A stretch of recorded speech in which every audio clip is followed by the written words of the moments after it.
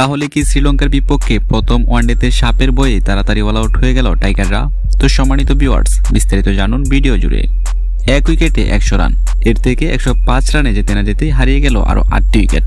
এরপর 167 রানে all out হয়েছে বাংলাদেশ দল। 245 রানের লক্ষ্যে ব্যাটিংয়ে নামা টাইগারদের হারের ব্যবধান 77 রান। ওয়ানডেতে এটি টাইগারদের টানা 7ম হার।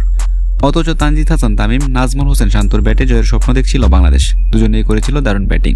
শান্ত 26 বলে 23 রানে আউট দিয়ে শুরু। এরপর টাইগাররা উইকেট হারিয়েছে জ্বরের বেগে। মাঝে 61 বলে 9টি বাউন্ডারি ও 1টি ছক্কায় 62 রানের ইনিংস খেলেছিলেন তানজিদ তামিম।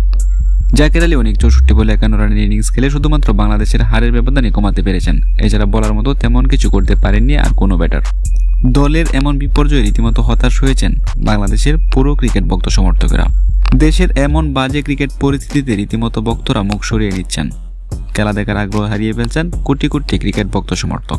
বাংলাদেশের মতো এত বাজে ক্রিকেট আপনি হয়তো এই যুগে আর দেখতে পাবেন না। মিডল অর্ডার এতটাই দুর্বল যে দিন দিন ক্রিকেটের প্রতি আশায় হারিয়ে ফেলছেন বাংলাদেশি সমর্থকেরা।